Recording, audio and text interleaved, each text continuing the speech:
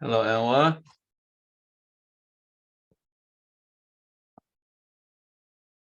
Hey, good evening. How are you?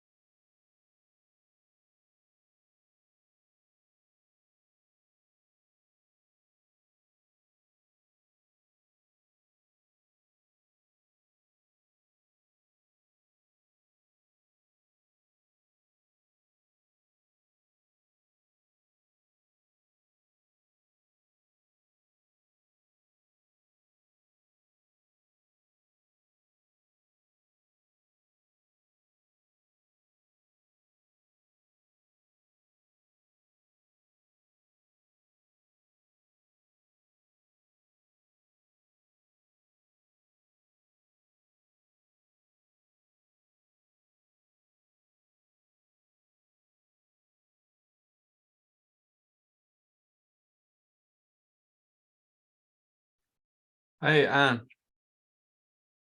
Good evening. Hey, good evening. Good to see you again.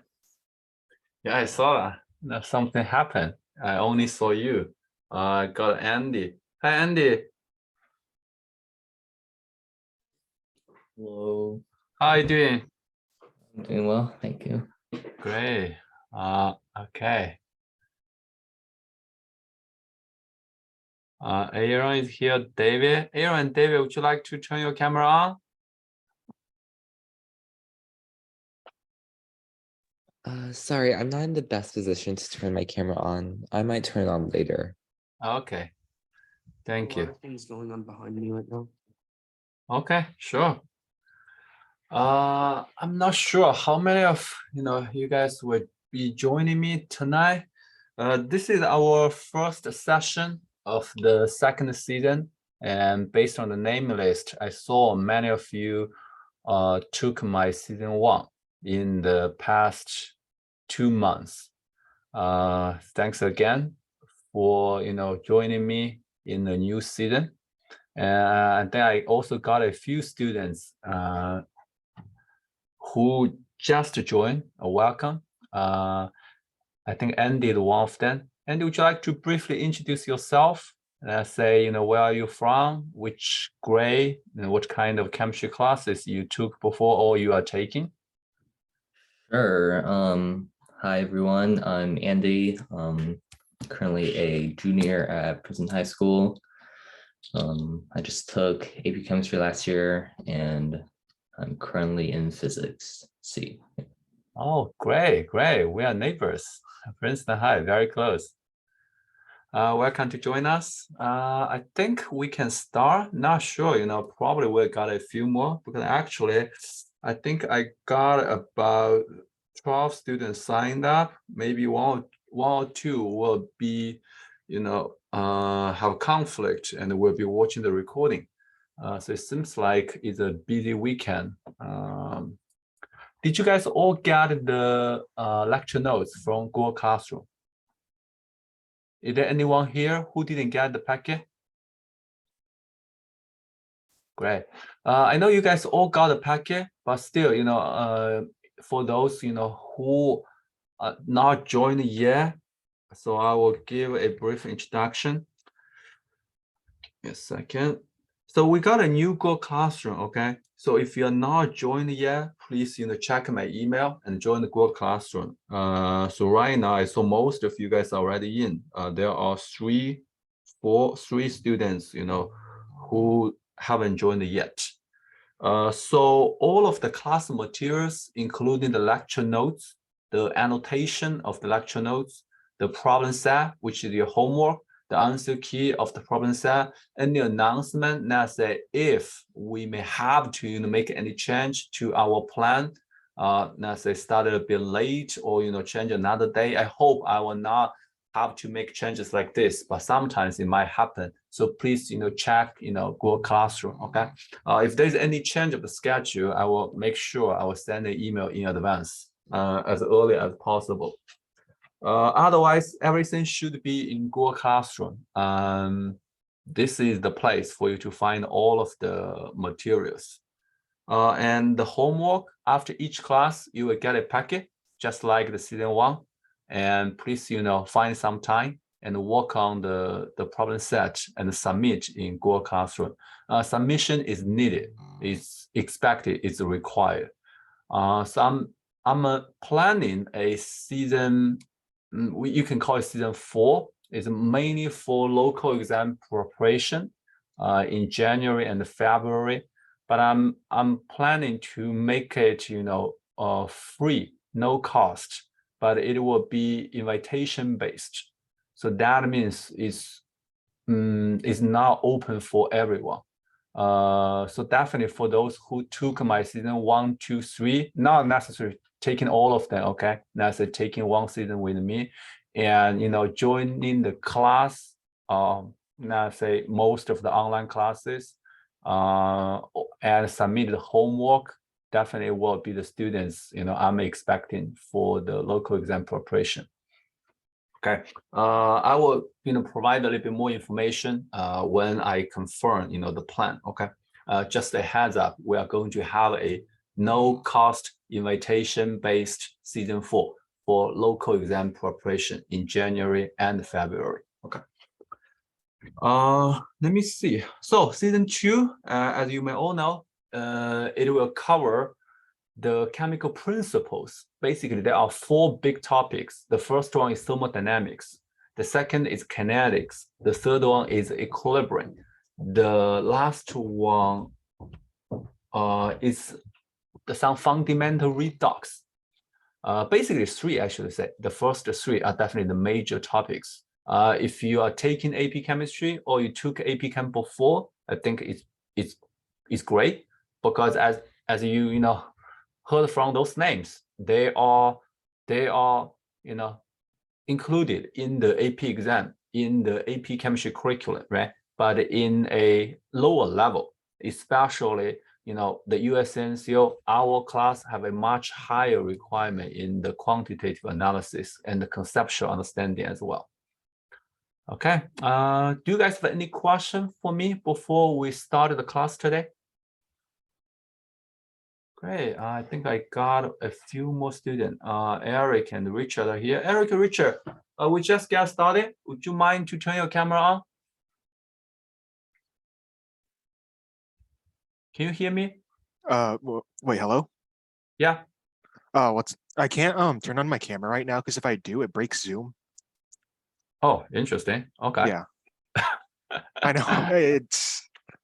I'll see if I can get it fixed by next class. Thank you. Yeah, thanks for working on that. It's really important, guys. Okay. I'm assuming you guys all got a packet. Let me know if you haven't. Okay. So the first one is about thermochemistry. It's some fundamental stuff about thermodynamics. Please get lecture notes. If you can print it, that would be the best. I always recommend you guys take some notes when you are taking the class, because those contents are relatively advanced and our pace is also pretty fast. So taking notes definitely is very helpful for you to digest the content both in class and after class. The first subtopic is called calorimetry. Based on the name, I think you can see it from the calorie, right? is related to the heat. So it's the measurement of the heat. So there is one fundamental equation, Q equals to Cm delta T. What does this mean? Q is the heat, right? M is the mass. Delta T is the temperature change. Can be positive, can be negative, depends on whether the temperature is getting higher or lower. Okay, so what is the C?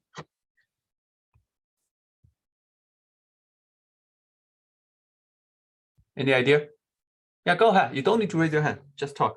This is a wild guess. Specific heat.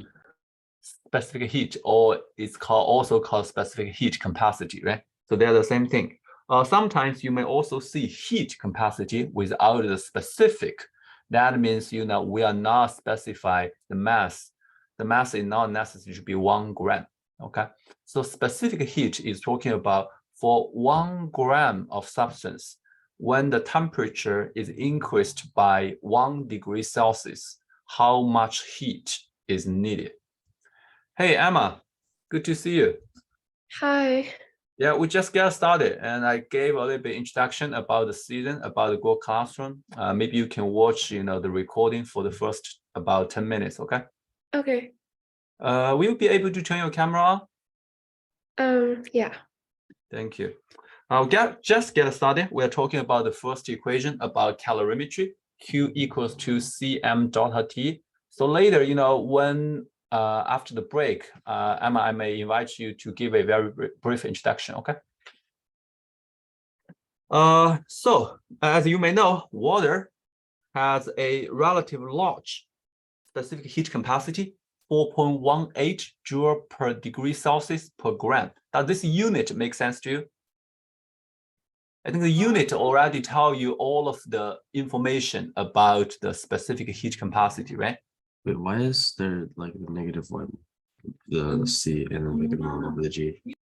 Because it's per degree per gram, Oh, right? okay. So 1 gram, 1 degree Celsius, and then how much heat, right? Yeah, as you may know, as water has a much larger heat capacity compared to a lot of other, materials such as soil. So this is why it's good for temperature regulation. So I have a related question here. So you feel much cooler when you stay in the swimming pool, right? In the summer, especially. That because the same amount of heat is absorbed, and then the water only increase a relative small temperature. Yeah. And So because water has such a high specific heat capacity, it allows us to function as living beings. So I would imagine that if it had a lower specific heat capacity, we just go out in a hot day and our bodies just start to boil. Like, how would it work?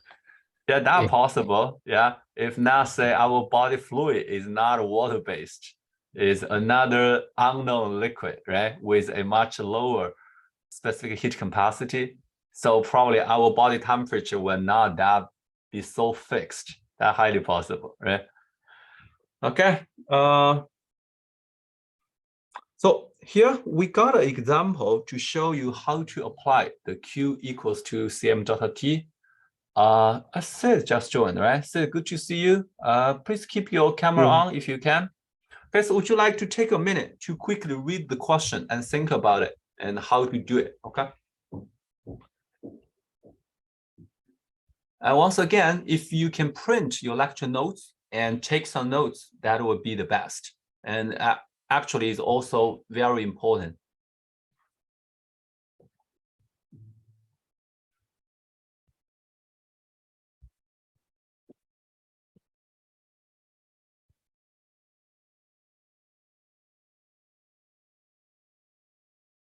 Okay, the general idea is we put in a hot metal cube and into some relative, cold water. Although this water is special, it's heavy water, right?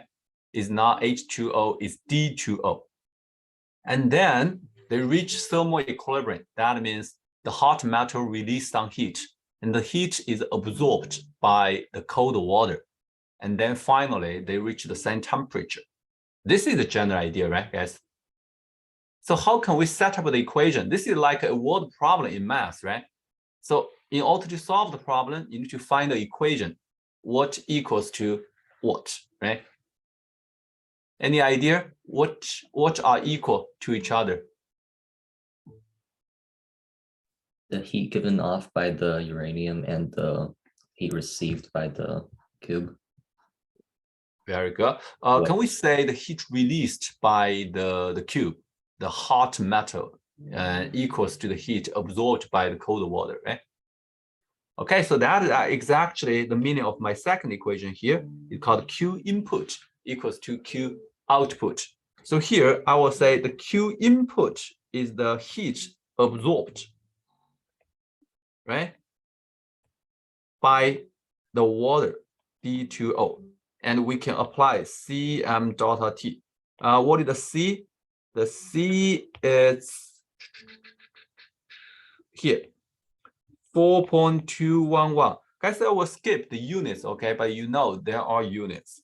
M, what is the mass? Is 1.00 liter. But obviously, the density of the heavy water is heavier, right? It's not 1 gram per milliliter anymore. So it's 1 liter times 10 to the power of 3, because we want to change it into milliliter, and then times 1.11.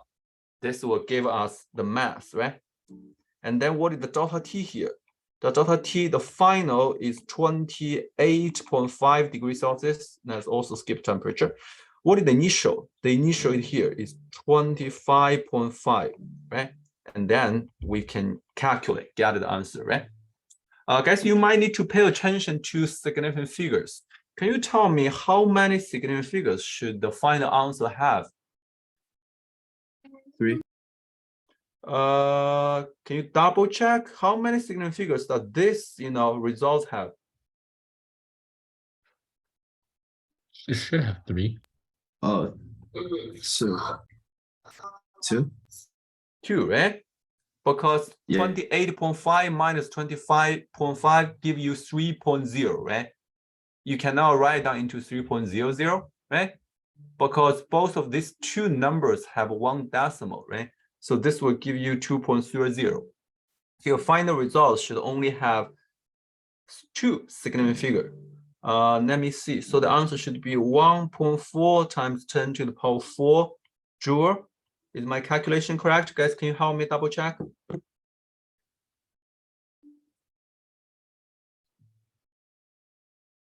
So the Q output is the same, right? Is the same.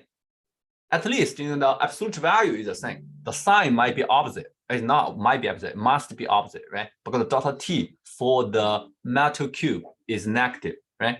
Okay, so the Q output equals to the heat released by the uranium cube, let's say the cube, which also equals to Cm delta T, but it's different C, different M, different delta T, right? Let's do it. So what is the C? Is here 0.117. What is the mass? The mass is something we are looking for because we don't know the mass, right? So let's say we don't know the mass. This is the mass of the cube. And delta T, what is delta T? Is initial is 200, final is 28.5. So we know this is negative because heat is released, it is negative, right? And we know this value should equals to the Q input. So based on this, we definitely can figure out what is the mass, right? What is the mass of the cube? So let's do some quick calculation. I need to take some space here. The mass of the cube equals to, you guys can also help me do some calculation, confirm for me. Sometimes I might make mistakes. Divided by 117, divided by, this is 171.5. I hope I didn't make any mistake. I got 698 grams. Am I correct, guys? Let me know if you got a different answer, okay? Negative. Oh, I cannot say negative. So I should say this one, this negative equals to the cube, right? And then I can put a negative here, put a negative here. Any different answer, guys? You're good, right?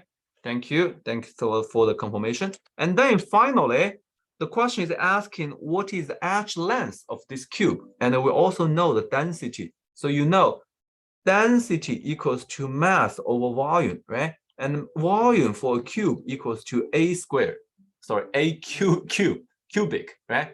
A is the edge length. And then I think I can leave the others for you to do. So I have the answer here. You guys just need to pay attention to the units and solve the problem, okay? No problem, right, guys? Yeah, just for you to warm up. This is the entry-level question. And then, guys, take a minute to read the second question.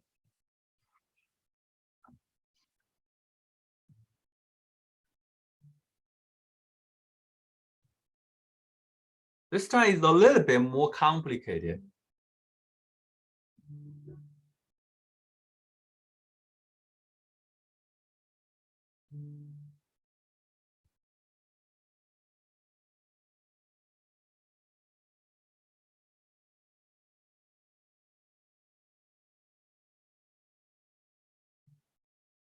Okay, so obviously this time is not just a physical change, right? There is a chemical reaction behind it. So what is the chemical reaction? It's between sodium sulfate reacting with barium nitrate and producing a white precipitate, which is barium sulfate. And then we got the sodium nitrate. What is the reaction type here, guys? Double replacement. Double replacement, double displacement, right? And if we change this into net ionic, actually we know it's just like this, right? Because those are really the ions involved in the reaction, right? So what are the functions of the other ions, guys? What are they called? Spectator. They are called spectators, right? That means they are the observer. They are not involved in the reaction. So I hope in our class, we don't have spectators, right? You guys are all, highly actively involved in the class, right? Otherwise, after a few classes, you got confused. So the best way for you to keep, involved is taking notes, because if you are writing all the time, your brain is also, working all the time. Okay, so what is the question asking? So initially, the temperature is 30. Both solutions are 30. And after reaction, the temperature gets to 42. So is this reaction endothermic or exothermic, guys? Excellent. Exo, right? Endo. Temperature is getting up. So the Q equals to still Cm delta T, right? So what is the C here? The C is here, 6.37. And what is the M? The mass. So it's 1 liter added to 2 liters. So the total volume we can assume is 3 liters, right? 3 liters. And then times 10 to the power of 3, we change into milliliter, right? And the density of the solution is 2.00 gram per milliliter. So by combining this part, we can get the total mass of the solution.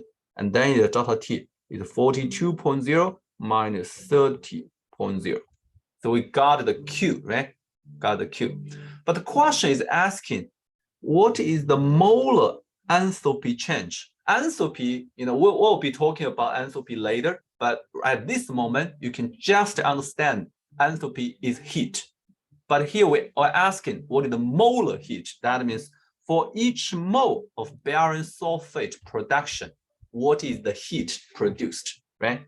So we use delta H to represent the enthalpy, and delta H equals to Q over N. I should say negative Q over N. What is N? The N is the mole of the barium sulfate produced, right? Because the energy produced here is the total joules, is the total energy, but it's not for 1 mole of barium sulfate. So we need to figure out, how many moles of barium sulfate is produced. Okay, so can we quickly finish the calculation here? Guys, you always need to have a scientific calculator with you. And if you can have a kind of big periodic table on the wall when you are sitting, that would be the best. Because we always need to access to the periodic table, not only for the molar masses, but also for the trends, right?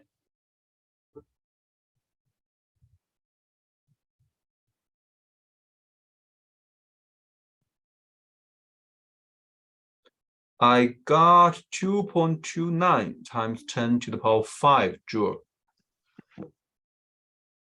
Let me know if you get a different answer, okay?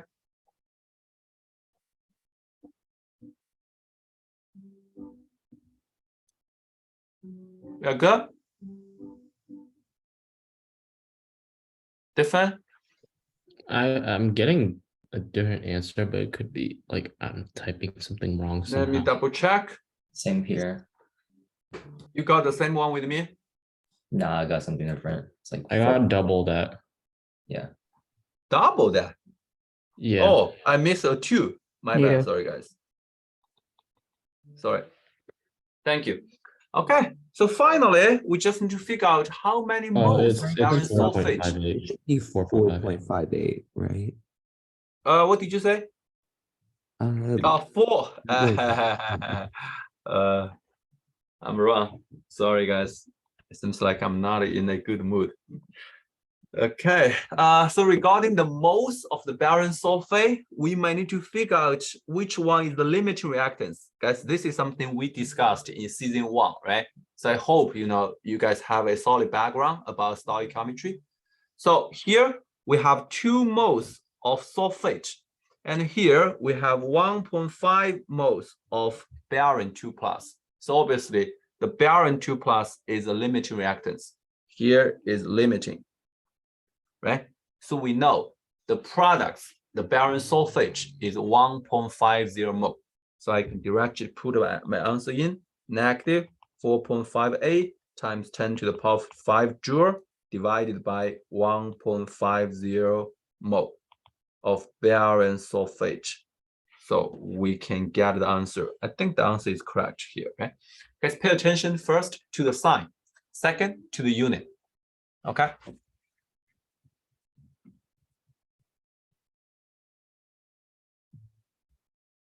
Okay. Any question before we move forward? Okay, great. Next, we'll briefly introduce the 2 commonly used calorimeter. Calorimeter is the device to measure the heat of a reaction or a certain process. The most typical, the one we used in honors chemistry, in AP chemistry, in high school chemistry class is called coffee cup. The general idea is 2 polystyrene cups. So they are kind of common used polymer. The reason why we use this kind of polymer is they are relatively a good heat insulator. And if we put 2 layers together, we can not really make sure, we can at least, most of the heat are contained in the cups and not released to the surrounding or to the environment. And also, as you can see, we should have a cover. In this figure, the cover is not shown. And this cover should have 2 holes. One hole is for the thermometer, right? Because we need to measure the temperature change. Another hole is for the stereo. And this stereo is very special. It's a ring-shaped stereo. So that means when you stir it, it's not like you're using a glass rod. You do it in this way. It's here. You put it up and down. This is how you stir the solution, right? Yeah. I think it's pretty, straightforward. So basically, you measure the initial temperature and you mix them. You measure the final temperature, and then you get a delta T. And you use CM delta T to calculate the Q. This is coffee cup, right? The right one, a little bit more complicated. It's called bond calorimeter, guys. So it's a bond made by steel. As you can see from here, the central part is put in a water bath. And the water bath is put in a insulated material. So that means this layer should be heat insulated. And then we have a thermometer in the water bath. And then the reactants is put in this bond, in this steel bond. And you have your sample, typically is something which can be combustible. And then you have some oxygen gas in the bond. And then you use electricity to ignite the reaction. And then when the reaction is ongoing, it releases the heat. And you know, iron or steel is a very good heat conductor. So this heat is absorbed by the surrounding water. And then you measure the temperature change of the surrounding water, right? So this is the general structure and the idea. So I got a question here, guys. If the heat of acid-base neutralization is measured, which calorimeter is supposed to be used?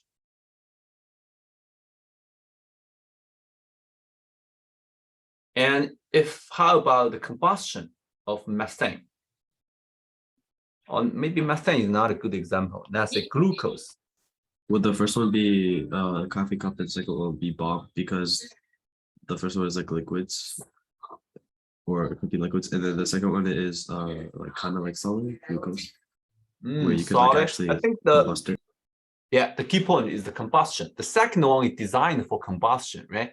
Can we do combustion in the first one? No way, because you know the gas will be released out, and then the gas will take away the heat, right? So obviously, the first one is for any aqueous reaction without gas produced, right? The second one is designed specially for combustion, when there is a volume change, right? Okay, obviously the left one is easy to use, so this is also why it's common, right? Any question regarding the two types of calorimeters? Great. So let's have a look at a real experiment.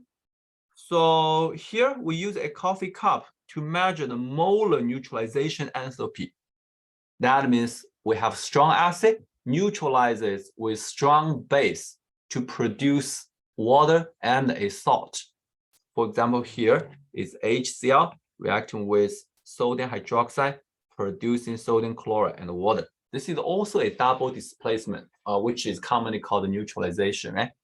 So the initial temperature here and the final temperature here, this is kind of a curve to show you how the temperature changes with the time, right? This is kind of an ideal figure. The actual figure will not be ideal like that, because this is not really so well insulated. So temperature actually will drop, right? But here is kind of an ideal situation. Let's make it simple in the beginning. So we need to calculate the molar neutralization enthalpy. So the general idea, now say this is called a neutral, is still equals to negative Q over N. But N here is the moles of the water produced, right? The same idea, right? Q is still Cm delta T, right? Guys, can I leave this question for you to try as practice, as homework? So I will post the answer key. Actually, I provide annotations, very detailed. I answer all of the questions on my lecture notes. So I will post that in Google Classroom after the class. If the packet is very challenging, I will post it in advance, so you guys can do some pre-reading before the class. Okay. I just want to talk about what is percent error, or called error percent. So the percent error, if we represent in this way, error percent, it equals to the experimental value minus the actual value divided by the actual value times 100%. This is how it is defined. So as you can see, if your results is higher than the actual value, this will cause a positive error. If it's smaller, it will cause a negative error. So we call it overestimated or underestimated. And then when you do error analysis, you might need to find good reasons to justify why you underestimate or overestimate the results, right? Guys, here I provide you the actual value. This is from the reference, negative 57.3 kilojoule per mole. So you can compare your results with this, okay? Do you think you can solve questions like this? Are you confident? Should be very similar to the barium sulfate example, right? The only difference is the reaction is water production, right? The others are all the same, but you might need to pay attention to the total volume, the density. Here is simple because we assume the density is still 1.00 gram per milliliter. This is not a very valid assumption because a 1 molar solution actually is relative concentrated. So I don't think the density is still 1 gram per milliliter. But this is a simplified model.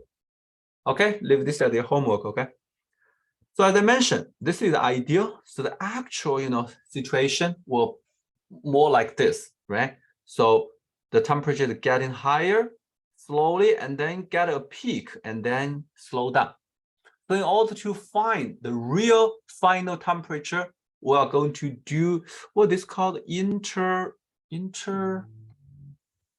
actual plot or something like that, right? And you try to find the highest points as this as the TF. Here is the T initial. That is easy to understand, right?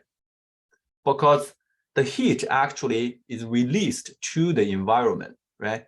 So we want to find the highest temperature. Not the highest temperature you can measure is the theoretical highest temperature.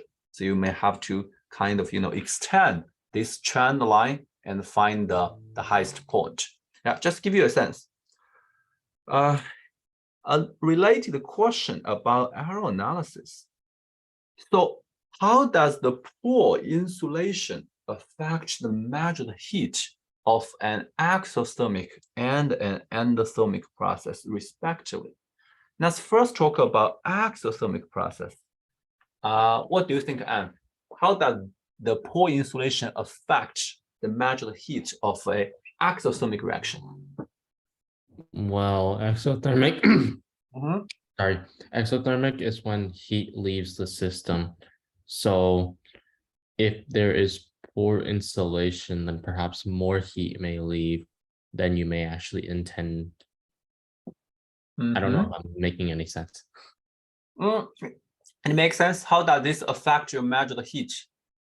Well, you would think that you're losing much more heat than you already, or you'll think that you'll lose more heat than you actually intended. So. So what's next? So how we measure the heat? We are relying on the equation Q equals to Cm delta T, right? So how does the poor insulation affect your M, your delta T, respectively? No effect on the mass, right? So it will affect delta T. Will just affect delta T. Delta T will be much greater. It will be greater or it will be smaller. Yeah, one or the two. Yeah, what do you think? So exothermic reaction means the temperature will increase, right? But now, not all of the heat is absorbed by the water. Some of them is absorbed by the surrounding, let's say the air or the container, right? Which will cause the final temperature lower than expected or higher than expected. If it's absorbed by the surrounding, then I assume higher than expected. How come? Or lower than expected. It should be lower, right? Yeah. Because some heat is not absorbed by the water, and we are measuring the temperature of the water, right? The temperature change of the water, right? So some heat is lost, absorbed by the surrounding. So the water doesn't get that much heat. So temperature increase is getting smaller, right? Guys, an error analysis is like, I call it, mental experiment, right? You try to visualize the experiment in your mind and think about the process, right? Completely from the beginning to the end. This is a simple one, not that complicated. But later you probably will see some examples which are more complicated. There are several steps, and each error source may cause you a different results. So you need to fight with yourself, right? Think about the whole process step by step and finally get a clear idea, right? So I would say for exothermic reaction, the delta T will be smaller and it's positive, right? So this will cause the results smaller, right? No problem, right? Okay, how about any question, guys, for the exothermic one? You're good, right? How about the endothermic reaction? That means the heat is absorbed from the environment.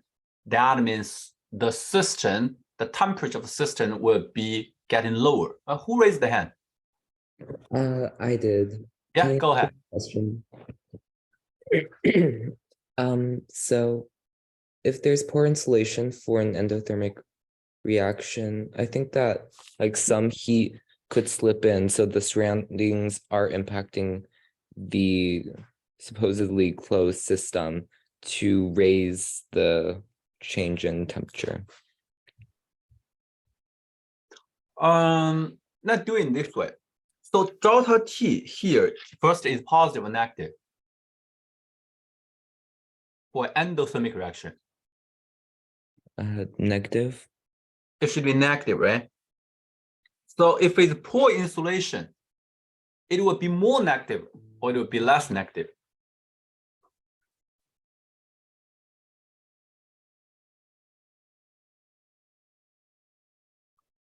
Poor insulation means when the system is cooling down because some heat is absorbed by the reaction or by the process, right?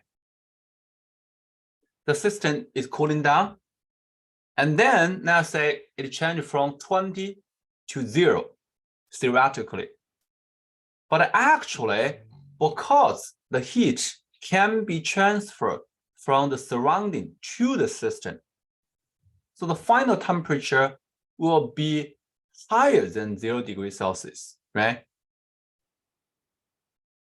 Does this make sense to you guys? This is a little bit, more challenging, okay? Because it's not fully insulated. The system will absorb heat from the surrounding because surrounding has a higher temperature, right? I probably need to give you an example, guys. So there is a very typical endothermic reaction.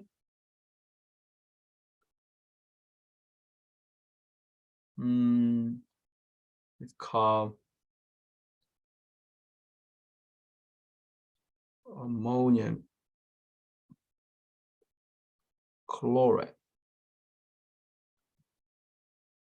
and barium hydroxide.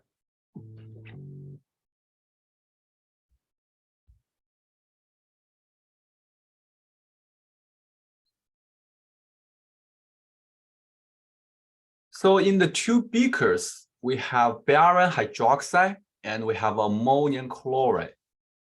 And we mix them and quickly stir them. So they will react with each other, but you cannot see anything because there's no color change. There's no precipitate. And then we put the beaker on the wood block. And initially, there is some water on the wood block. This is cool, right? So why the wood block will be stuck on the beaker? So as you can see, the reaction is provided here. Now this reaction makes sense to you guys. This is also a double displacement if you take away the 8 water molecules, right? And the only, difference is the produced ammonium hydroxide, NH4OH, is unstable. So it will change into ammonia gas and water, right? And some water is canceled out, right? So this reaction is endothermic. So when it's endothermic, it will absorb heat from the surrounding. So this is why the water is freeze, right? And then the wood block is stuck on the beaker, right? We'll skip the .H, .S, .G at this moment. If you took AP Chem before, you probably get a good sense about this, right? And you also understand why the sign of each parameter is like this, right? This is a spontaneous process. So think about if we want to measure the temperature drop, right? And we are just doing this way. We use a beaker. Beaker actually is a pretty good heat, conductor, right? If you put some hot water in the beaker, you use your hand to touch the beaker, you will feel hot, right? It might burn you, right? So obviously, the heat, the temperature will not drop to the value you are expecting because it will absorb heat from the air, from the surrounding, because surrounding has a higher temperature than the system, right? So back to the question. Before that, let me show you whether, yeah, I think there is a more quantitative experiment.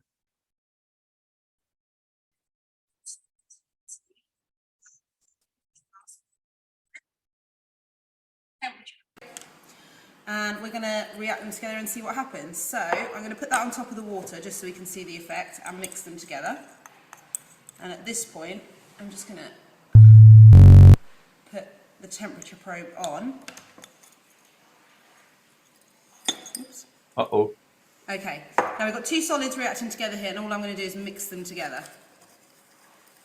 Okay, and Initially is around 16 degrees Celsius. Is changing slightly. If you want to go inside it, you can. They're almost clumping together and making almost like a paste. Just bring down some of these lumps. And if you look at the temperature, we've already gone below 0.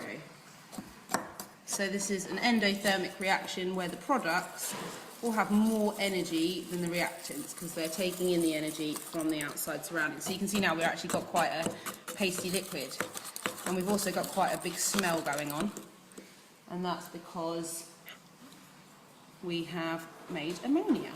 Oh, did you see the test paper? Guys, the test paper changed into purple. That indicates, there is a basic, gas produced. So ammonia is basic, right? So now the temperature is negative 21, probably is still dropping. This is not even the lowest, right? So you can see this reaction actually absorb a lot of heat, right? From 16 to negative 21. And you probably don't want to do this experiment in this way. You would like to do it in the hood because ammonia is quite, it's very hard to describe the odor. But if you try, you will never want to, smell it again. So if you get a chance to, to not taste, to smell the odor in the lab, try it out, but just a small amount using your hands and, get a little bit of gas into your nose. What if you? Okay. Yeah. What happens if you keep on doing this? Like at what point will it just like stop working? If you keep doing, you mean how the temperature will change? Yeah. The temperature after the reaction is down, the temperature will slowly getting up, right? Oh, like because it will absorb the heat from the surrounding, from the air, right? So like, what if you added more reactants? If they kept on reacting more? I think it might be even lower, but definitely there will be a lower limit, right? Yeah. Because this is not a fully, insulated system. If you get a fully insulated system, the temperature probably can be even lower. But I didn't really run a large scale of this experiment before, so I'm not sure how low it can really be. Okay. Okay. Oh, sorry, guys. Back to the question. Do you guys agree with me? Actually, it will be less negative, right? It will be less negative. So that means the absolute value is also getting smaller, right? Because there is a sign issue. I want to make it very clear. So the absolute value is also getting smaller. Okay. Let me see which page we are in. Number 3. We need to speed up a little bit. Let's try to take a break in 5 minutes. Okay. So enthalpy, guys. What is enthalpy? Enthalpy is a concept when we measure or calculate the heat. So the general idea is about to put heat into, it's called enthalpy. So I think we are quite familiar with the two words, exothermic, endothermic. Is there anything interesting from my side? It's like I thought my computer was being weird, but it sounds like every like drumming every so often, like every 5 seconds there's like a doo. Oh, No, I it's do like- have the sound from my side. I don't know. So when I do not turn my Zoom on, There's nothing. Yeah, Yeah, you heard okay. that, That right? one, yeah. If you guys, know how to solve this problem, please let me know. I'll be much appreciated. I was, annoyed by this for a while.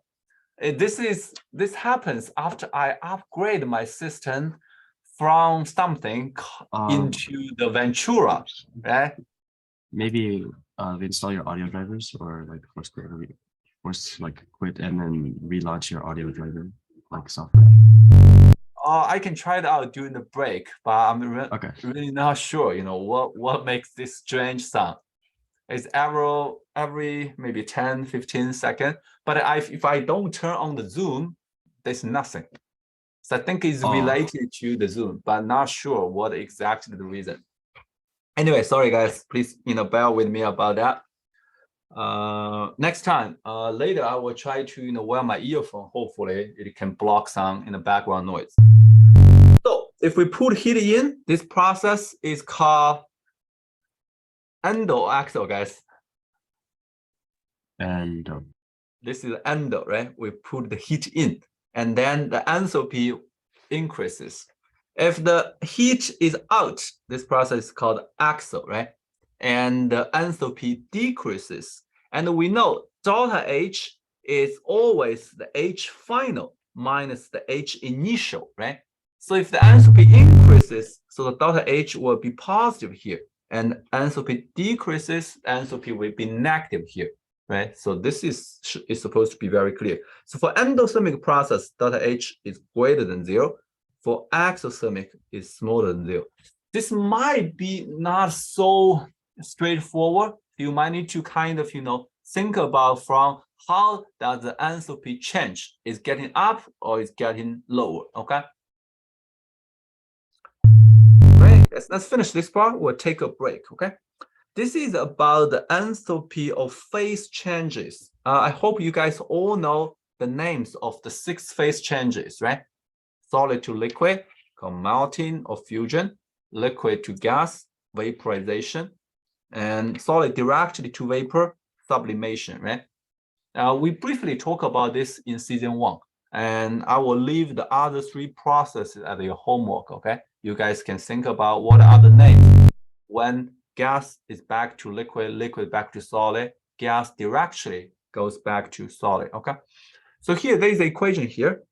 The delta H of sublimation equals to the sum of fusion and vaporization. I think this makes sense, right? Because solid to gas equals to solid to liquid and then liquid to gas, right? You're good? Yeah. Great, guys. Let me see. Yeah, we have some stuff to discuss. Guys, we'll take a 5-minute break and go to restroom. If you need, get some water. Take a break. I will see you in 5 minutes. Okay.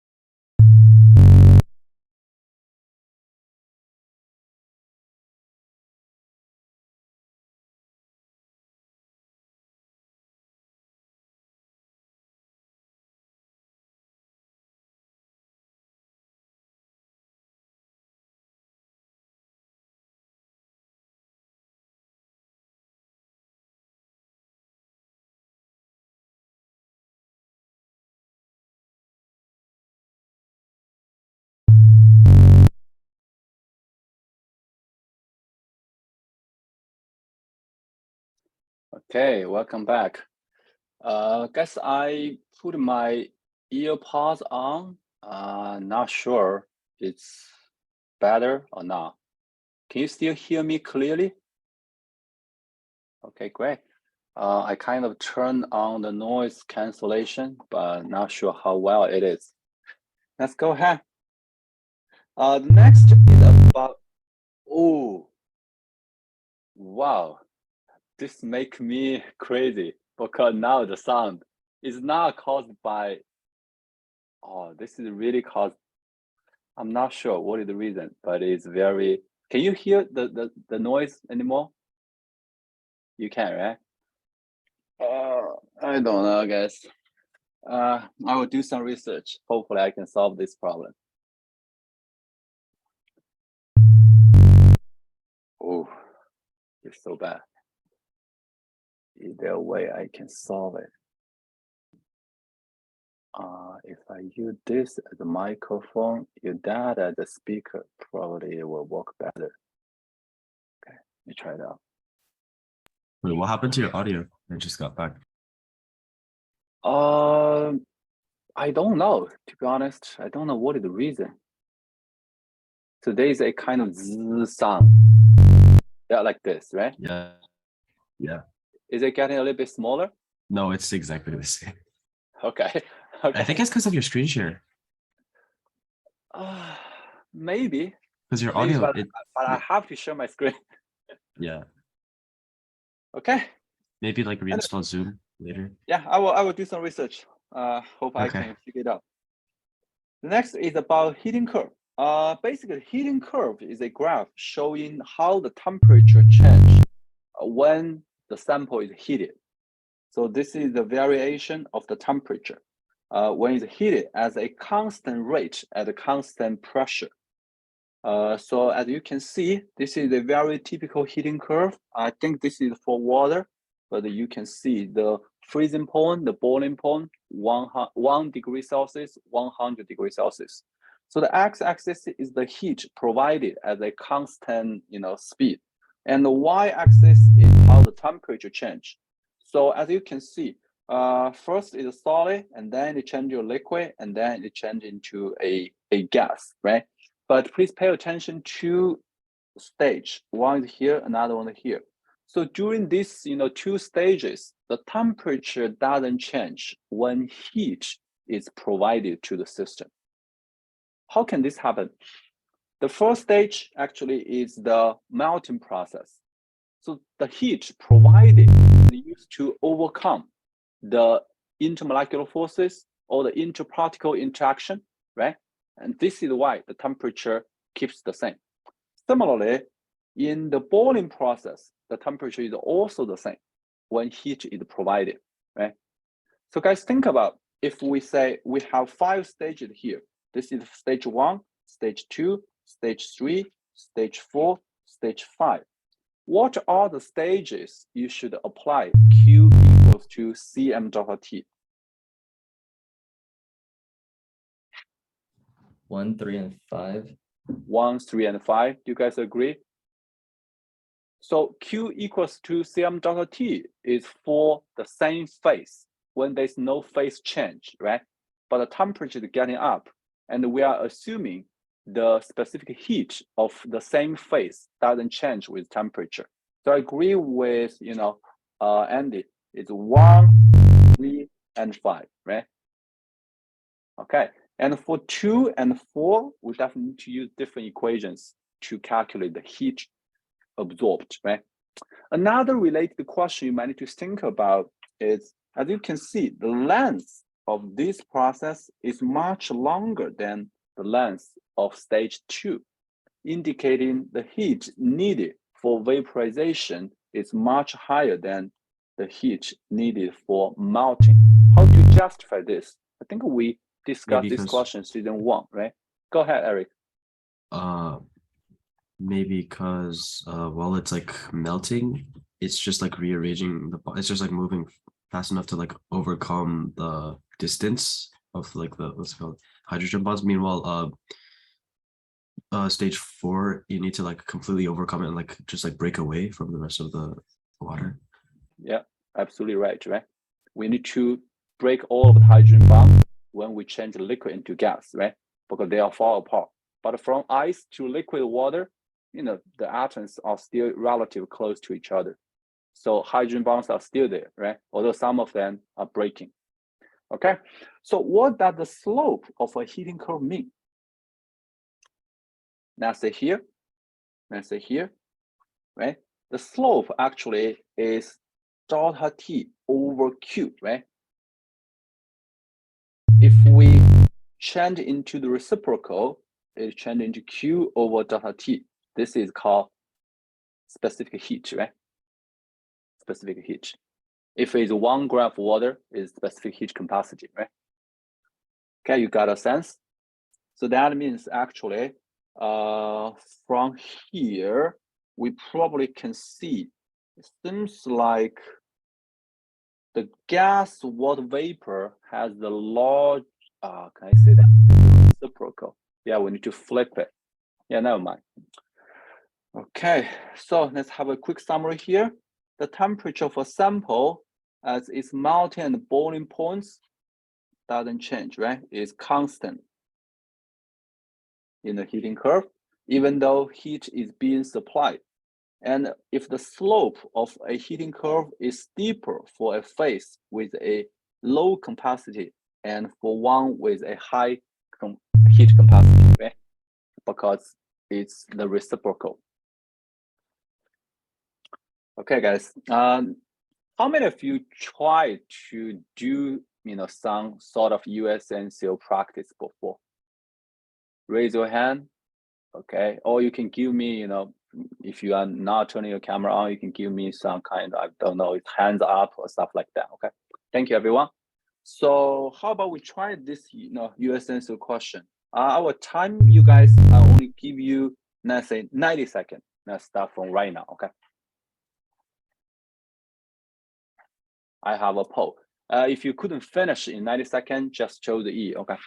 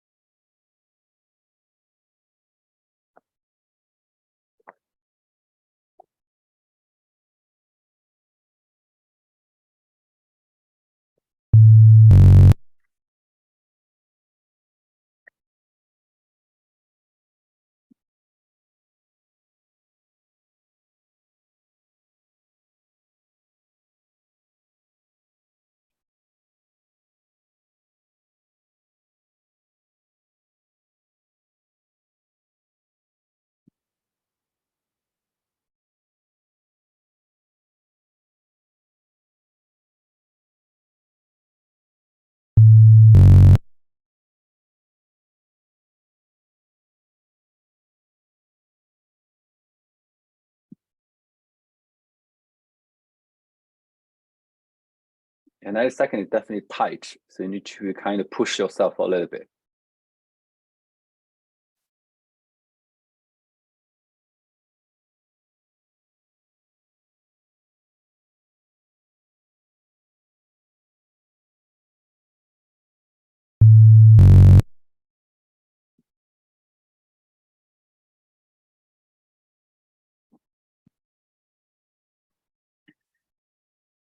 Okay, so let's do 20 more seconds, okay? That will be 2 minutes.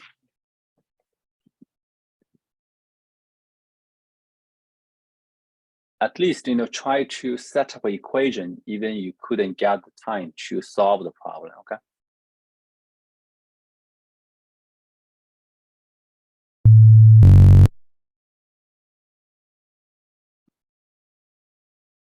Okay, guys, we don't have enough time, so I will end the poll here. I got 2 submissions.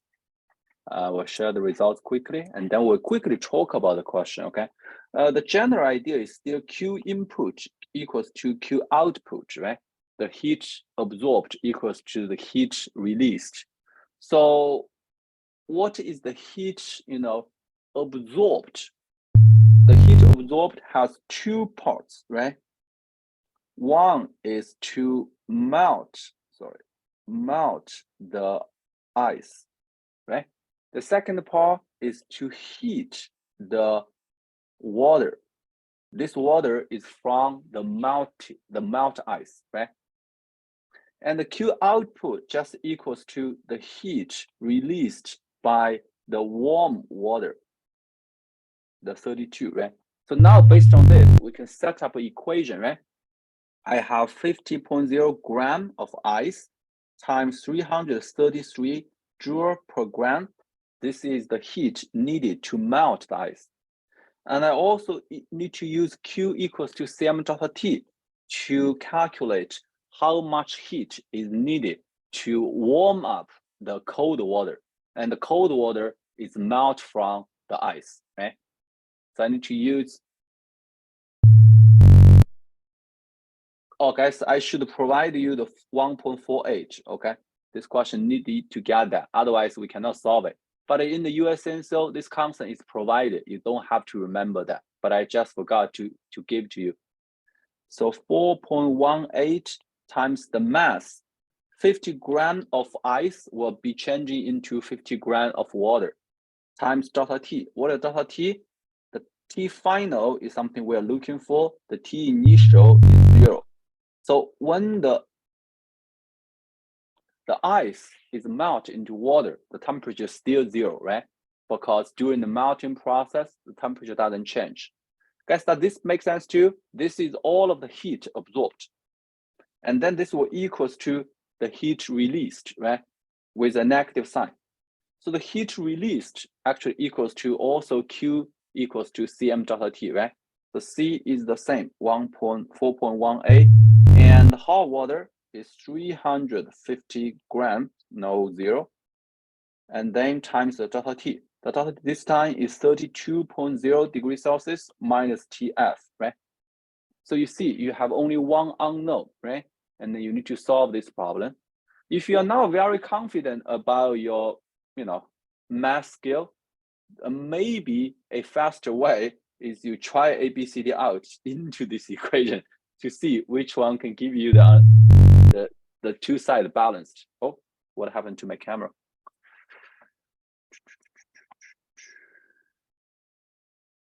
A second, guys.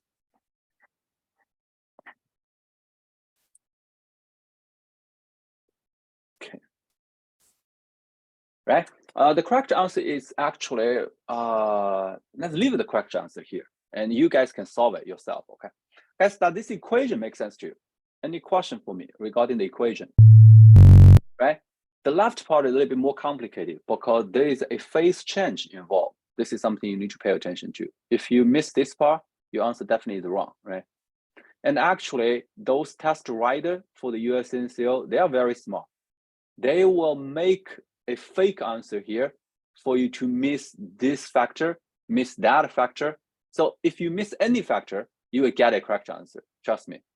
They purposely, made this. So if you miss this part, you probably will get a different answer. And you think, wow, I'm so strong, right? And finally, I got the correct answer, but actually it's wrong. And you are trapped. You have no way to escape. Okay, guys, hopefully you have a good try here. If you didn't finish, it's totally fine. You can further take some time after class to solve it. So I have a detailed process in the annotation. Okay, let's move forward. The second big topic here is about reaction enthalpy. Basically, is how much heat is involved in a certain reaction, endo or exothermic, and also how to use Hess law to calculate the reaction enthalpy. So we introduce some concept. Delta RHM, is very complicated symbol here. So the R here means reaction, RXN. In the AP exam, they use RXN, which is a little bit clear, right? R is more commonly used in the college level textbook, but is a reaction. M is molar. That means this is for 1 mole of reaction. What is the meaning of 1 mole of reaction, guys? 1 mole of reaction is 1 mole of reactants or 1 mole of products. For a reaction with multiple reactants, which one is 1 mole? This is kind of not clear, right? So the definition of 1 mole of reaction is based on how you write the equation. For example, if you write down the equation in this way, get 1 mole of carbon dioxide. 1 mole of reaction means you have 1 mole of CO, half mole of O2, producing 1 mole of CO2. This is called 1 mole reaction. But if you balance the reaction in this way, in this case, 1 mole fraction is different. It's 2 mole of CO, 1 mole of O2, producing you 2 mole of CO2. So that means the 1 mole of reaction, it should be related to a certain balanced equation. If you don't have a balanced equation, it's not clear what is the meaning of 1 mole of reaction. Okay. The last one, this is called standard sign. Standard sign. The standard is standard state. What is the meaning of standard state? Standard state means the partial pressure of each gas is 1 bar. In some textbook, it's 1 atm, but actually no, 1 atm is 1.01 bar, which is slightly different, but very close. And all of the aqueous species is 1 mole per liter. Guys, for standard state, there's no requirement for the temperature. So this is why in any appendix, when you check those thermodynamic values, typically they will say those values are measured or calculated under 25 degrees Celsius or 298 Kelvin. So you have to specify the temperature. So by default, if we don't say anything about temperature, it is room temperature, 25 degrees Celsius. Guys, standard state is not STP. STP is standard temperature and pressure, right? 0 degrees Celsius, 1 atm. They are not the same, okay? Because standard states does not indicate the temperature. Okay, so how to read this symbol? We'll say this is called the standard molar reaction enthalpy. Does this make sense to you? Standard molar reaction enthalpy. So we include everything, okay? And then we'll introduce a few important reaction enthalpy. The first one is called the molar enthalpy of formation, or I should say standard. Typically, if we don't say standard, it's standard.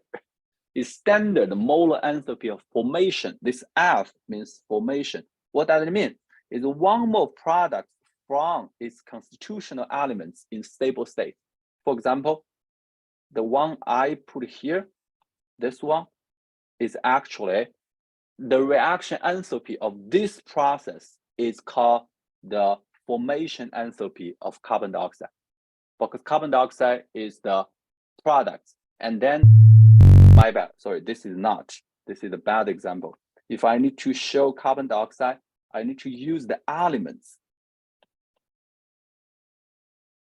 So that means I must use carbon, I must use O2 as the reactants, and I must make sure it's 1 mole of products, guys. I need to make sure it's 1 mole product. This is called formation. So that means for enthalpy of formation, you don't have to specify the equation because this equation is clearly defined. 1 mole product from the elements, right? So if you write down into O1 gas, this is incorrect because this is not the form of the elements of oxygen. This is called the elemental form of the oxygen, okay? This should be O2. Any question for me regarding the enthalpy of formation? We'll try a few examples, but let me know if you have any question, okay? Okay. How about we test your understanding? I think you guys can finish this one in 20 or maybe 30 seconds.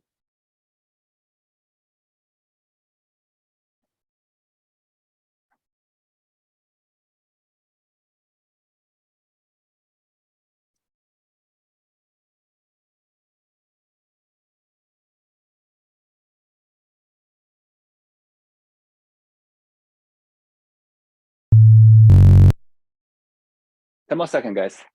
Be quick. This is not a hard question, just by definition, right?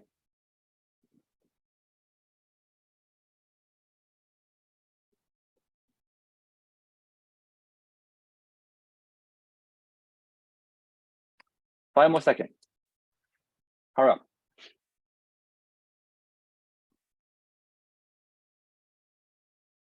3, 2, 1. Okay, let's stop here, guys. I fear you guys need to ask more questions. What is the correct answer? The correct answer is B. Is B. Keep in mind, starting from elements, right? C, obviously, this is not an element, right? And D, both of these two are not elements, right? So only the option B, those are all elements, and there is one more product. This is consistent with the definition, guys. Any further question, guys? I hope you all got it, okay? But if you still have any question, just let me know. Okay. Then what is the value of the standard molar enthalpy of formation of elements in stable states? It depends. Some of them are negative, some of them are positive. Oh, sorry, this is a different one. The of elements in stable states. So we are talking about for a compound, we use the elements. Oh, my camera is so weird. We talk about for compounds, we starting from elements, right? We got the compound, and then what is the heat involved in this process? But how about the elements itself, guys? Now say, what is the delta HF standard of O2 gas?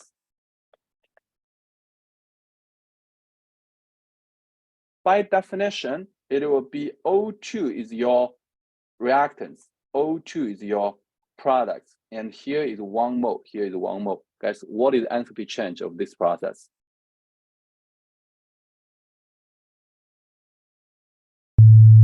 Just 0, right? For any stable elements, the standard molar enthalpy of formation is 0. But we know some elements actually have some allotropes. For example, O3. Obviously, this one is not 0, right? The delta HF standard is not 0 because you cannot say both are 0, right? And this one actually is positive. What does it mean? It means O3 actually is less stable than O2, So that means if we change O2 into O3, is this process exothermic or endothermic?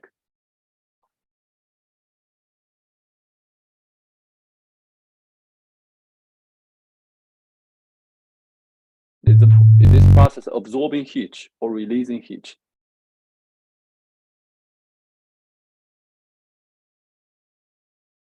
Go ahead, Anne. Oh no, I was just visually Yeah, trying take a to- guess. This would be endothermic. If we say O3 is less stable, and now we That are would be- changing O2 into O3. So yeah, I got an answer from the chat. You guys can just talk, okay, guys? So this process is endothermic because the energy curve will be something like this. This is your reactants, this is your products, right? If the products had higher heat or higher energy, it means it's unstable, right? This is the kind of, you are standing in a higher place, you feel scary because you are getting unstable. You got more energy, right? You have a higher gravitational energy. Okay. Yeah, we talk about this example here. The next one is how to use the formation enthalpy to calculate the reaction enthalpy. So we need to talk about state function first. What is the state function? Basically, the function is only related to the initial and final states, and is not related to the pathway. So it's dependent on the states only, but independent on the pathway. We don't care how you change from initial to final, right? So I think in physics, do we have something similar, a concept? So now say you try to climb up a mountain. This is your initial place. This is your final place, right? Now say this is your goal. So you may do it in this way directly. You may also, do it in this way, right? So what is the same? What is different? I'm not sure what that called. One is called displacement. Yes, displacement. Displacement is the vector or is the No, displacement is just a numerical value, no vector. okay. So the displacement. Oh, wait. Yeah, there is vector. My bad. Okay, so displacement is the same, right? Yes. So can I say the displacement here is a state function because it's only related to the initial and final states, right? But the distance is not the same, right? Because it's determined by which pathway you choose.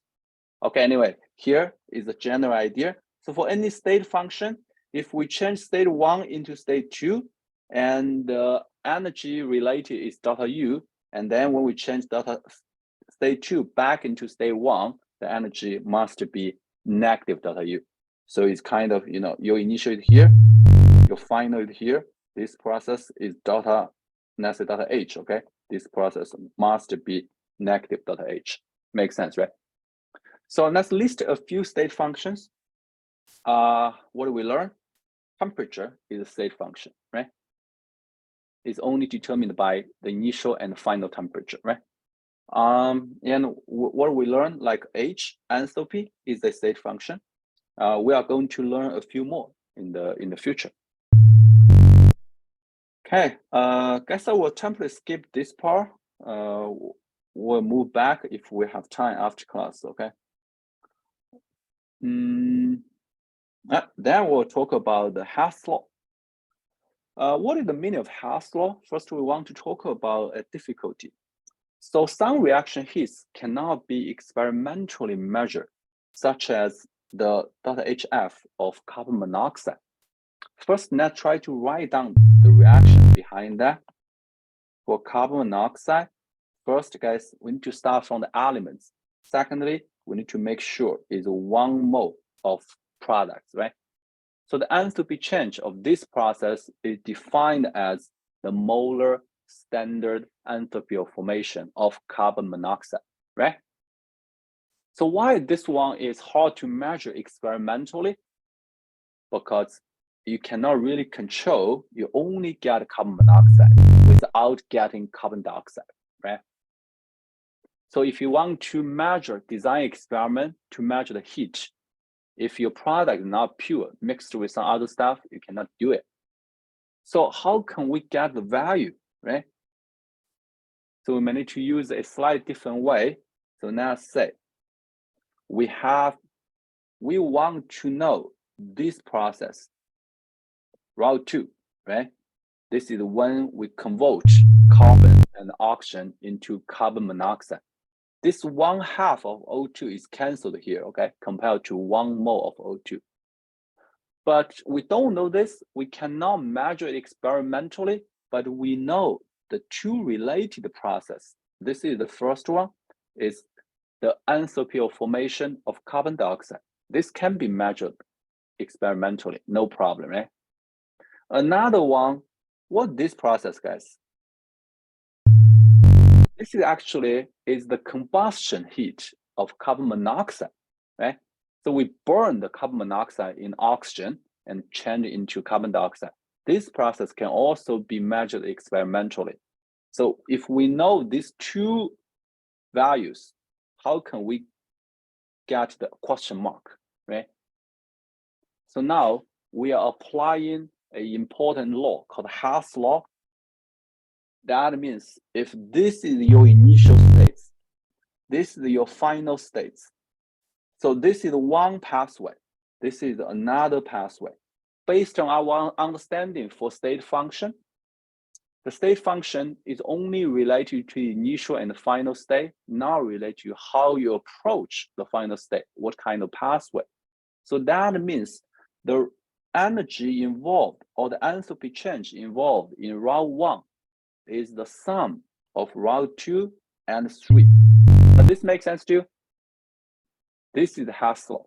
So in other words, if we can add several reactions together to get an overall reaction, the enthalpy change of the overall reaction will be the sum of each individual reaction. So here, I think you guys can figure out what is the value of the question mark, okay? But you need to have a sense, this question mark must be exothermic, must be negative, because carbon reacting with oxygen to produce carbon monoxide is an incomplete combustion of carbon, which is supposed to be exothermic. So next, we are going to try to apply the Hess law, guys. This is called Hess law. To solve this, can we quickly think about this? And how can we express the question mark mathematically?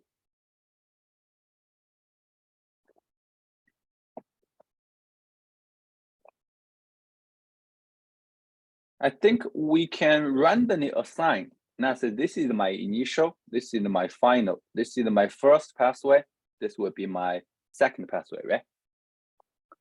So I can say, Sid, go ahead. You can just add them, right? Add what to what? Which one to which one? So like you can do just final minus initial, right? And you can get the answer. Yeah. So the question mark plus 483.6 equals to negative 393.5, right? Yeah. Does this make sense? Okay, great. Another related application of the Hess law is we can use the formation enthalpy of all of the reactants, the products, to calculate the reaction enthalpy. Guys, I'm not going to derive, why this equation is valid here. You guys can think about this. This is also based on the Hess law, but this equation is very important. We need to know how to apply this. Before we solve, work on the US answer example, I want to use a slightly simple example to show you how does this work. How about we say, how about you do this way? I have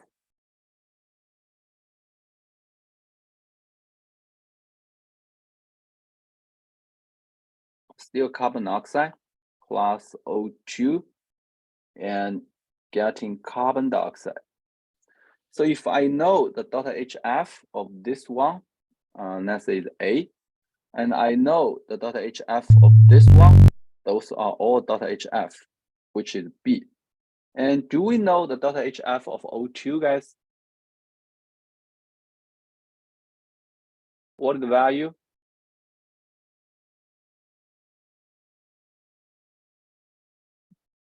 This is the stable element, right? It is 0, right? It is 0 because it's a stable element, right? Does this make sense to you? So you don't need to be provided with this value. You know it's 0. So now the conclusion is the delta HR of this reaction equals to the sum of the products, all of the delta HF added together, right? In the product side, it's only A, minus the sum of the reactants, right? This will be the delta HR of the reaction. But if we balance the equation in this way, sorry guys, the delta H of the reaction will be 2A minus 2B plus 0. Does this make sense to you? So that means the delta H here will be 2 times of the delta H of the first one, because you double all of the coefficients, right? Okay. If you have no question, guys, I will give you maybe 2 minutes for you to quickly work on this question. It's a pretty straightforward one. Do some calculation. So compared to the season 1, in season 2, we'll try more examples from the USNCO. Because we are approaching to the exams. I need to remind you, questions like this are not hard, but very easy to make mistakes.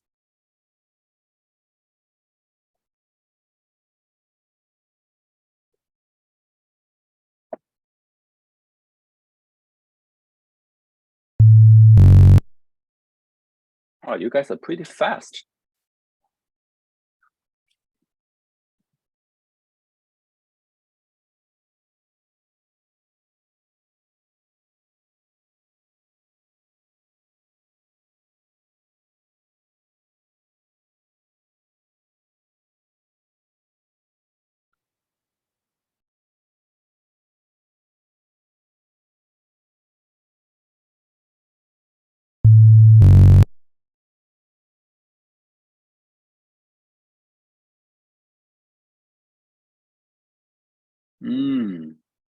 You probably realize A and D have the same value but different sign. B and C the same way, right? So you really need to pay attention to the sign, right?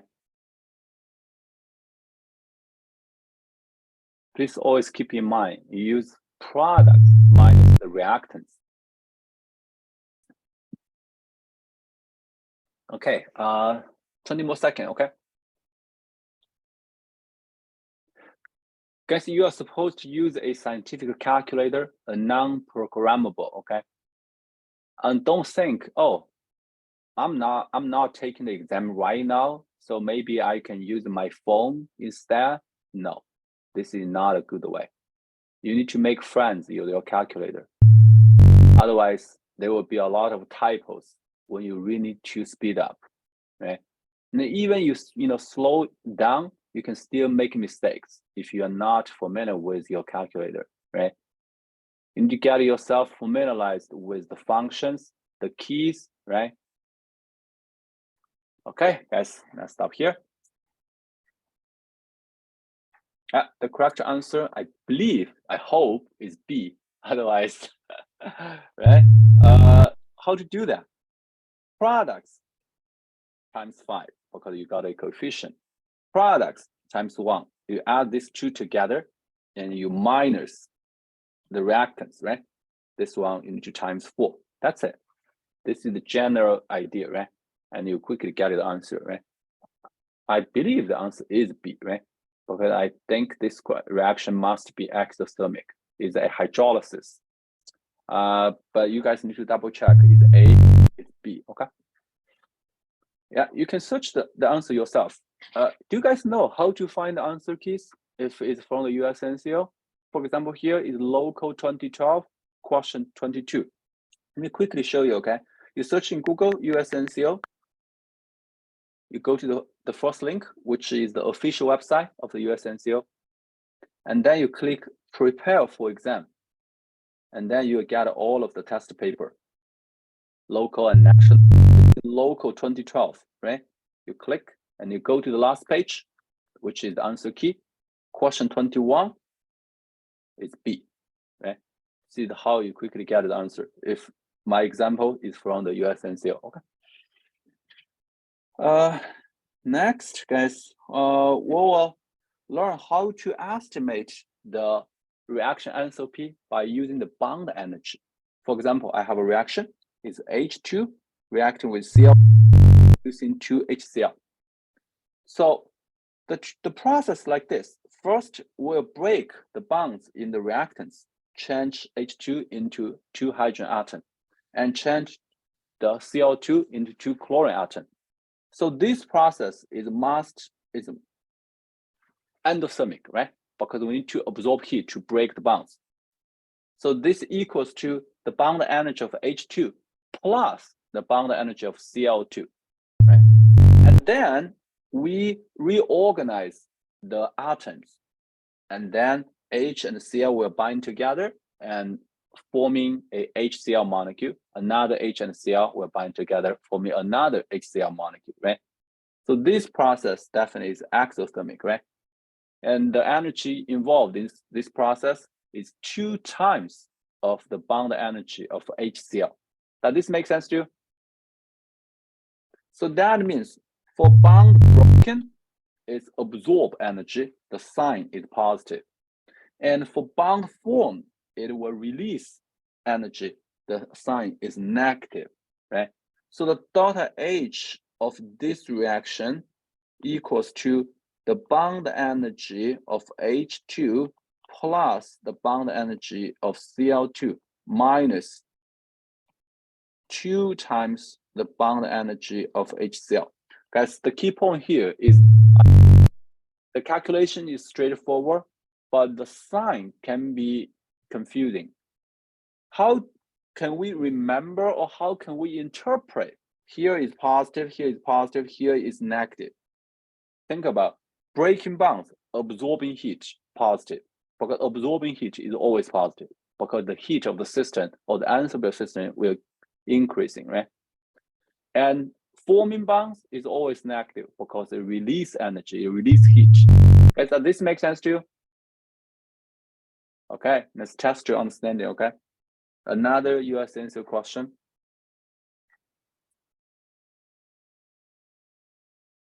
Also give you 2 minutes.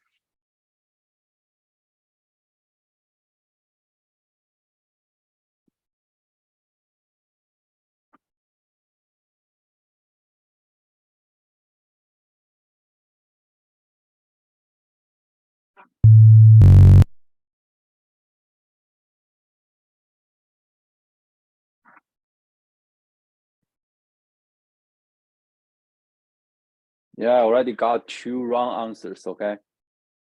So that means the 2 students who submitted are both wrong. You guys can double check your work.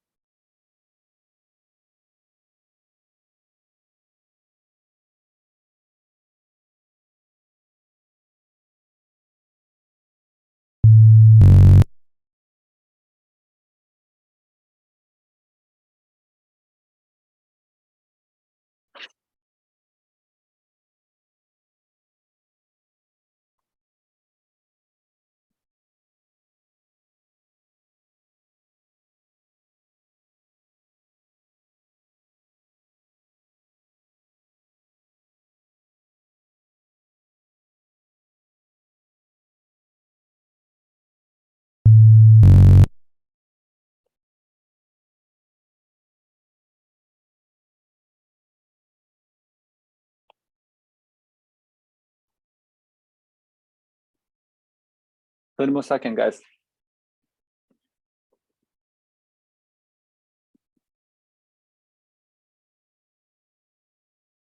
You guys definitely have more time, in the test because in the local exam there are 60 multiple choices and you got 110 minutes for most of local sections, unless your local section have different policy, okay? And half of them are kind of calculation based, another half is not. So that means, for a complete calculation question, 3, 4, 5 minutes, it's fine. But if you spend 10 minutes in one single question, then you may need to be careful. You may skip it first, right? For a hard one, is 1 credit. An easy one is also 1 credit, right? You don't want to, skip a lot of, easy questions and spend a lot of time in one single question. That is not, very wise.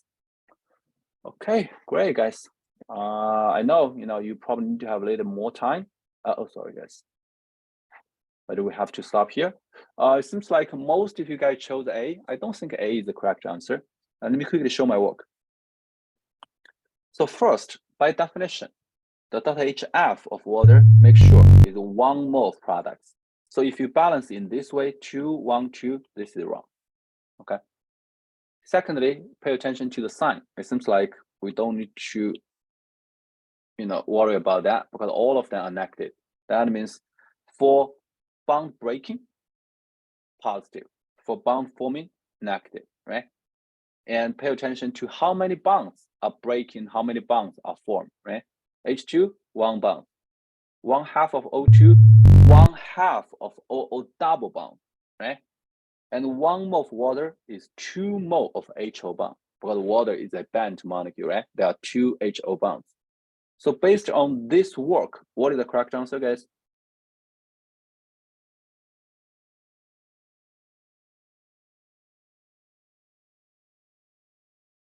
Is it D?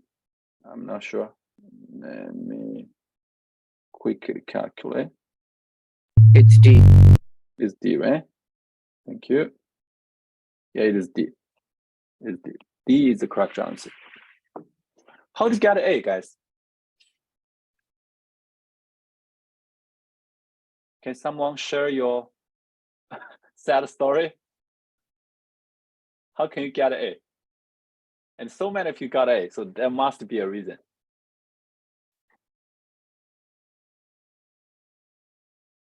Well, I thought to myself, H2O has 2 OH bonds, and we know the bond dissociation enthalpies, so I multiplied by 2. Yeah. Yeah, H2O has 2 OH bonds. That's correct, right? But that was the only assumption. That was the assumption I made. I was assuming the question just meant that alone. Oh, okay. So you just okay, I got you. So just use 467 times 2, right? This is not the formation, right? This is not formation. Formation is from the elements, is not from the atoms, right? By the way, if you didn't realize, it's for formation, and you balance in this way, you get B, right? Because B is just 2 times of D, right? Okay, guys, we got 1 more page to go. There are a few more, contents we skipped. So we'll leave the last page, to next class. So I will post, the second lecture notes. I will also post the annotation of the first lecture notes. For the third topic on the last page, actually, it's pretty conceptual. So if you guys can, read the book, the related section of the textbook, that would be very helpful. In case you don't know which textbook you should use, or which section you should read. So I recommend 2 textbooks here. So if you are a pre-USA NCO student, how to define a pre-USA NCO? So let's say you never participated in the local exam before. I strongly recommend you use the first textbook, the Zondel. But if you took the USNCO local exam last year and you score higher than 45 points out of 60, if you want to try a relative, more challenged textbook, the second one can be used.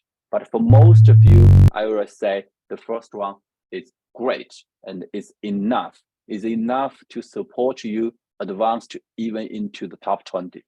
That's a good enough textbook. And if you don't know what are these 2 textbooks, guys, go to my website. It's called dicho.us. So go to the more, there's a textbook. So I have a few textbooks recommended. The first link is the Zondel. If you click the cover, it will guide you to Amazon. And that is the link of the book. Oh my God. Seems like it's the wrong link. It seems like the first 2 are switched. Let me double check. Oh, okay. My first link is wrong. I will, fix that. So this is the 2 textbook. The first one is Zondel. The second one is Atkins. The second one is harder than the first one. It's more advanced. In the future, if you're interested in organic chemistry, the textbook here in the left side, the organic chem, written by David Klein, is the best one for you to do some self-study or to accompany my season 3 class. Guys, any question before we end the session today?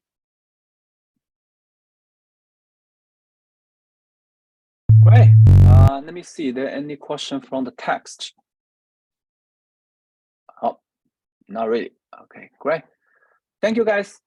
Thanks for your participation, questions, answering. I will see you next Friday. Oh, by the way, I want to quickly talk about our schedule. Although I send emails to you guys, but I want to emphasize that again. Guys, we'll have a weekly class every Friday, 8:30 p.m. Eastern time. But we are not going to have class during the Thanksgiving holiday. That means that Friday is off. And during the Christmas, my Christmas is spelling wrong. Oh my God. But during the Christmas holiday, we don't have class. But, because there's a long gap, as you can see, from December 16th to January the 6th, there's 20 days, right? If you don't have class, you probably forgot everything. So I plan to have a class on January 2nd, which is a Monday just after the New Year holiday. So please be aware of this. So I will send another email when the date is approaching. The 10 sessions, the first 8 are for contents.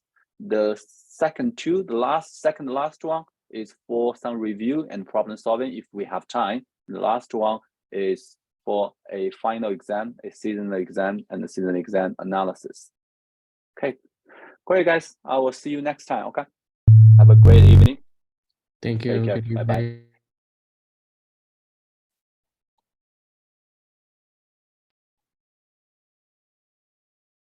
Eric, do you have a question? No, I was just like trying to leave, but it's like lagging. It doesn't let me leave. Okay, great. Let me know if you have any question. Okay.